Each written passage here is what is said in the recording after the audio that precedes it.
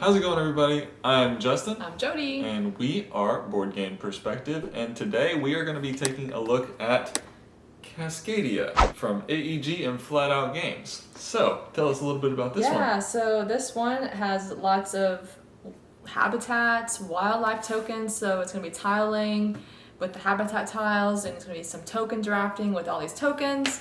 Different ways to score points through different patterns, and you have different habitat scorings. A lot of different things going on. Pretty simple but thinky game, and plays 1 to 4 players in around 30 to 45 minutes. That's what the box says. So yeah, so we're gonna do a brief overview of how to play and then come right back up with our thoughts.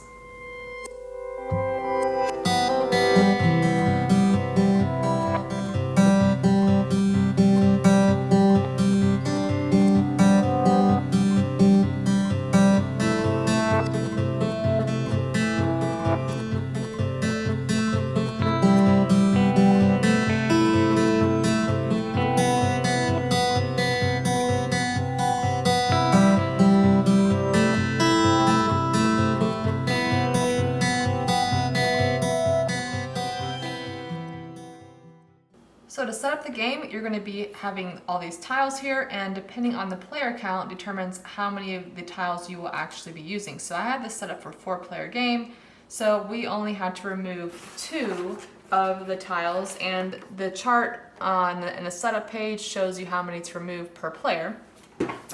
And then you're going to set out 4 in the supply, and you're also going to put all of the wildlife tokens. So there's a bunch in this bag. You're going to shuffle them really well and deal out 4. So there's a combo of a token and a tile.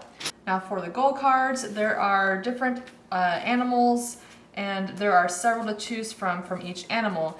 It is recommended for your first game to use the ones that have A in the bottom right hand corner, but you're going to choose a hawk, an elk, a fox, a bear, and a salmon to play with.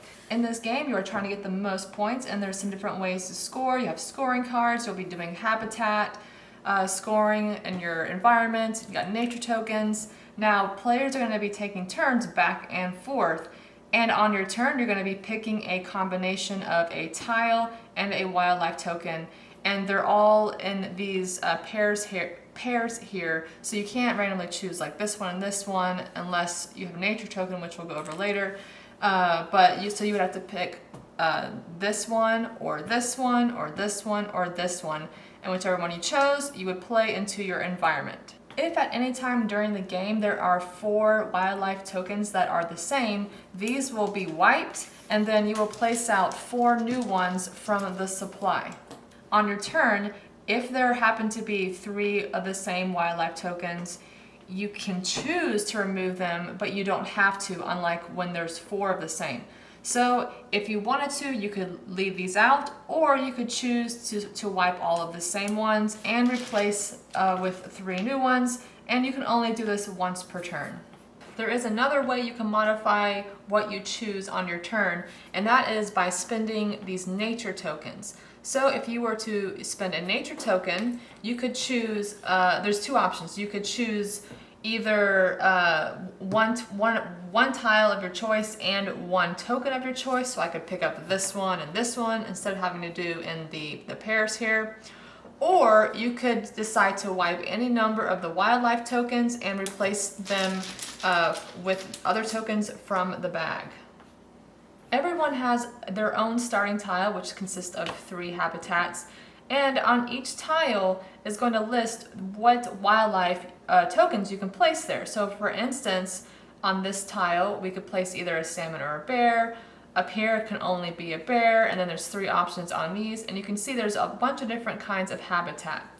Whenever you place a wildlife token on a keystone tile, which is the one that has a little arrow on top and the nature token symbol, so for instance, if I place this bear token here, then you get to take a nature token from the supply. Now, when placing tiles, you can place a tile anywhere. It just can't be touching diagonally like this. It has to be touching full side, but it can go with against any habitat. It doesn't matter. All right, so let's do an example. I'm going to go ahead and choose this pair of token and tile. and I'm going to place them out. Now, as mentioned earlier, this doesn't have to match the habitat, but it is ideal to do so because you can score points at the end of the game. So I could maybe orient this to have the forest touching, or I can do the prairies, which that's what I'll go ahead and do. So my prairies are connected. Now I can place this fox token on either of this tile or this tile because it has the fox token symbol on it. So I'm going to go ahead and just place him right there. And once you're done placing the token and the tile, then you replenish the market with a new tile and a new token. A few other things to note is you can only have one token per tile, so you can't have them doubled up there. And also you can place the token on either the tile you just placed into your environment or on another one you have already done so. And if you can't legally place the token or choose not to, you would simply put it back into the bag. So players will continue taking turns back and forth, selecting combination, place them out in their environment. And if at the end of any player's turn there are no face down habitat tiles left in these stacks to replace one that was taken, then the game will end immediately and we will tally up your scores. So to score the game, there's this nice score pad that breaks down on how to score everything. And there's 4 main categories of scoring. You have the wildlife scoring cards, you have the habitat tile corridors, and then you have the corridor majorities, and then you have the nature tokens. So you go down the score pad, scoring each of the wildlife scoring cards. So let's just do an example here. So we got this hawk. Now this says we score for each hawk that is not adjacent to any other hawk. So depending on how many are not adjacent, and that's how many points you'll get. So in this example here, we've got 1, 2, 3, 4 hawks that are not touching another hawk. So that gives us 11 points. And you would go on and just score each one. But let's just go ahead and do one more example. Let's do the bears. So you get points. You score for a number of pairs of bears with no other bears next to them. All right. So we've got a pair here, here, and here. So that's 3 pairs. So that would be 19 points. So you would do that same process with all of the other wildlife scoring cards. Next up is the habitat tile corridors and majorities. So first you're gonna figure out the largest continuous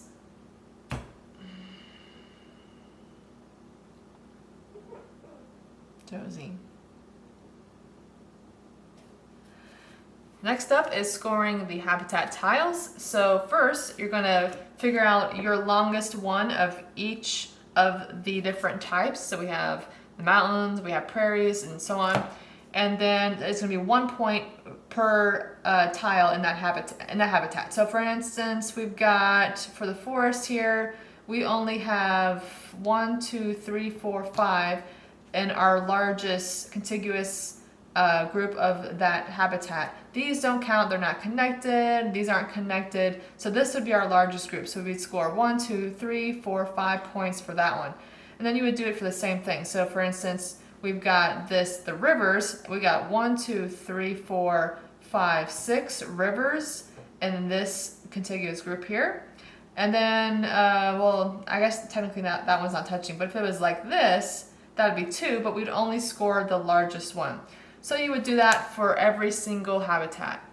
After scoring your individual habitats, then you're going to compare who has the largest in the group, so the majority. So you might get extra points for having the largest prairie or the largest river, and sometimes you can also get second place points as well. And lastly, if you have any nature tokens left over, they score 1 point each.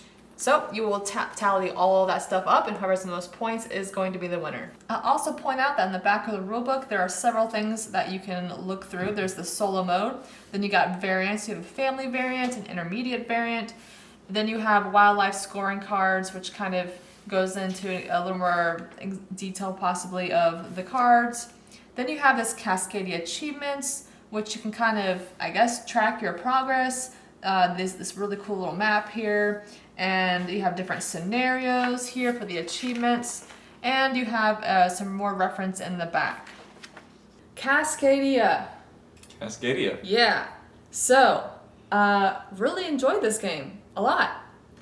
I'm a fan. Definitely big fans. Play this with several people, Everyone we played it with has enjoyed it.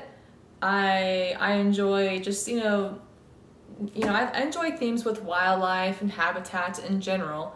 And then I also like tile laying games. Yeah. For me, I enjoy games that have simple mechanisms, but you have a little bit of thought involved. And that's this game. And that's really what's going on here, because you really have to put some thought into where you're putting all of your pieces. And because you gotta figure out the patterns that the cards are putting out there, and then you've also got to think about the patterns of the actual pieces of land that you're trying to connect. So I like that kind of planning component of all of that. Yeah, I mean, and it's so simple. You just grab a combination, tile, token, place it out. Yeah. So I mean, it's super simple mechanism, but you can make it kind of as thinky as you want it to be, where you can try to like get all kinds of different scoring goals, or just focus on like a couple things. Mm-hmm. I really like this game. Yeah, I do too. I think this is a really, really good one. Yeah, I think this is probably this is definitely gonna stay in our collection for a long time. It'll be around a while, yeah. I think so. It's because it's easy to teach people too. Oh, I know. Because it's so easy. You just grab a combination, you put it out, and I mean, there's really minimal rules, but a lot of thinkiness to it, and you can make it kind of as thinky as you want. It's just such a great game. You guys definitely need to check this one out if you haven't already. I'm just really liking the stuff that Flat Out Games and AEG has been putting out. I'm a big fan. Big fan of this one. Any other thoughts? Oh, and I as we mentioned probably earlier, there's all kinds of different scoring cards for each animal. So each game is going to be a little different. Yeah, because you have different combinations. Yeah. So there's definitely some of that replayability for sure. Yeah, you guys definitely need to check this one out. Just a good one. Highly recommend this one. Yep. Well, guys, that is our thoughts on Cascadia, and I hope you enjoyed the video. If you found it helpful, feel free to hit that subscribe button and like this video. And until next time, thanks for watching and happy gaming. See you.